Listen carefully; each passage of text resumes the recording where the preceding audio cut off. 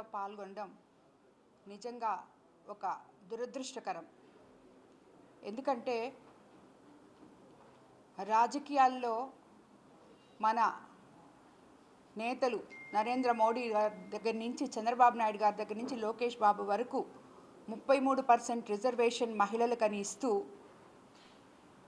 దేశ మహిళలందరినీ రాండి ముందుకు అడుగేయండి, ఆత్మవిశ్వాసంతో రాజకీయాల్లో పాల్గొనండి అని పిలుపునిస్తున్న ఈవేళ ఒక రాష్ట్ర హోంమంత్రిగా, ఒక దళిత మహిళగా ఉన్నత చదువులు చదివి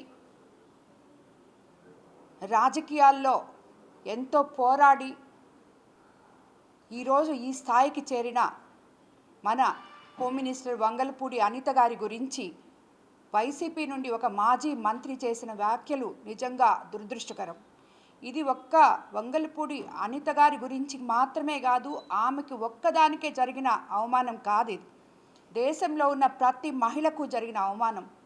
ఇలాగా ఎన్ని రోజులు ఎన్నిసార్లు మీరు మహిళల్ని కించపరుస్తూ మాట్లాడుతున్నారో ఒక్కసారి వైసీపీ నాయకులు తెలుసుకోవాలని నేను కోరుకుంటున్నాను. ఎందుకంటే మీకు ఎప్పుడు అవతలి వ్యక్తుల్ని ఎదుర్కొనే శక్తి చచ్చిపోతుందో అప్పుడు వాళ్ళని ఎదుర్కోలేక వాళ్ళ వ్యక్తిగత విషయాల్లో లేకపోతే వాళ్ళ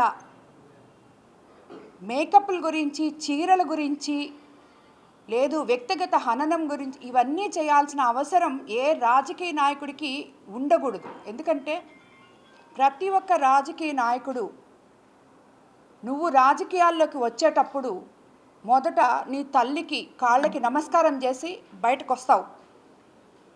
ఒక పదవి నీకు వచ్చినప్పుడు అటువంటి తల్లిని నీ పక్కన పెట్టుకొని, అలాగే భార్యని పక్కన పెట్టుకొని, చెల్లిని పక్కన పెట్టుకొని, కూతుర్ని పక్కన పెట్టుకొని ఎదుటి కుటుంబ స్త్రీల గురించి, మహిళల గురించి మీరు ఈ మాదిర విచ్చలవిడిగా కామెంట్ చేయడం అనేది నిజంగా అది హర్షణీయం కాదు.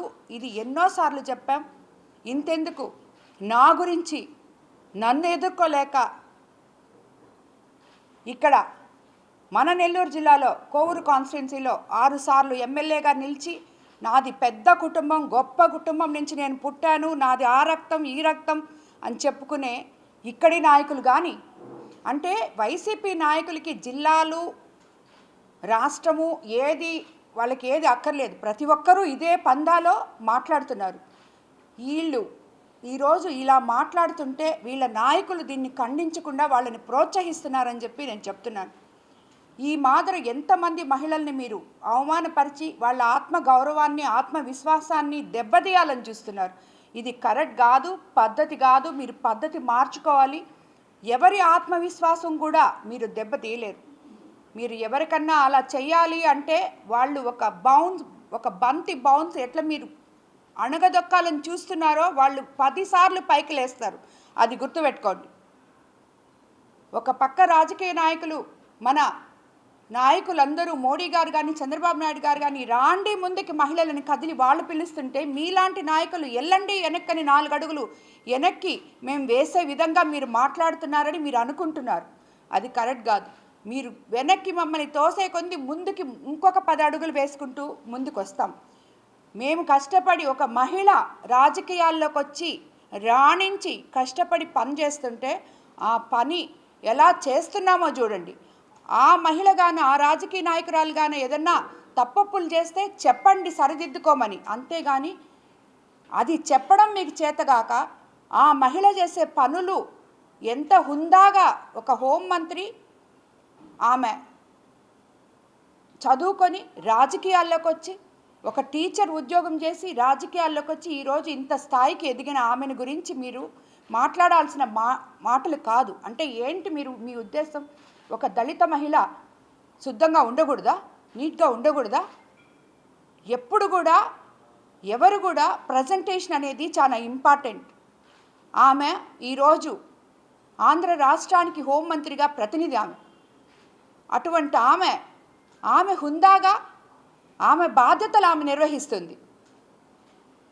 దాంట్లో ఏమైనా తప్పు ఉంటే విమర్శలు, ప్రతి విమర్శలు తప్పవు, అవి అందరూ చేసుకోవచ్చు. రాజకీయాల్లో అవి సహజం. ఎవరు తప్పు చేసినా అవతలి వాళ్ళు విమర్శించే హక్కు ఉంటుంది. కానీ మా సొంత విషయాల్లోకి రాకండి. ఒక్కసారి ఒక మహిళ గురించి నోరెత్తి ఏ రాజకీయ నాయకుడైనా మాట్లాడేటప్పుడు, విమర్శించేటప్పుడు ఒక్కసారి మీ ఇంటిని గుర్తు చేసుకోండి. మీ ఇంట్లో ఎవరున్నారో గుర్తు చేసుకోండి. ఎందుకంటే ఈరోజు 33% అని ప్రతి ఇంటి నుంచి మహిళ బయటకు వస్తుంది రాజకీయాల్లోకి. ఈరోజు మేము వచ్చాం, రేపు నీ బిడ్డలు రావచ్చు, నీ భార్య రావచ్చు.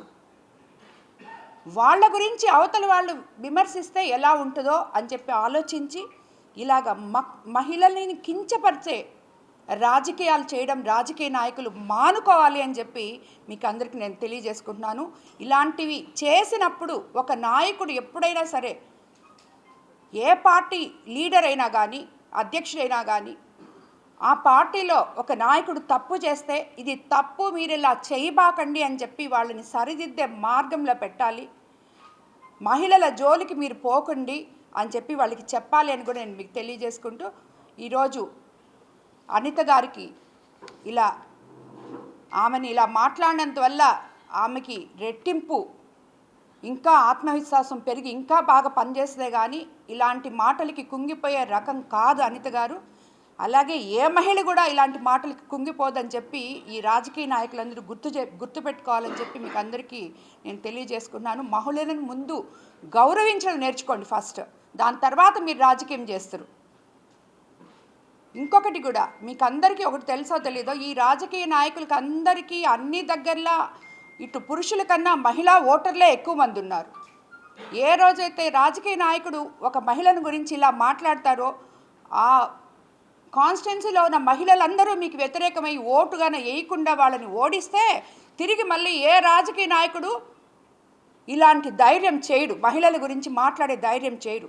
ఇది ఈరోజు నాదో, అనితదో, లేకపోతే ఇంకొకరిదో కాదు, ప్రతి ఒక్క మహిళ, రాష్ట్రంలో ఉన్న ప్రతి ఒక్క మహిళ గౌరవానికి సంబంధించిన విషయం కాబట్టి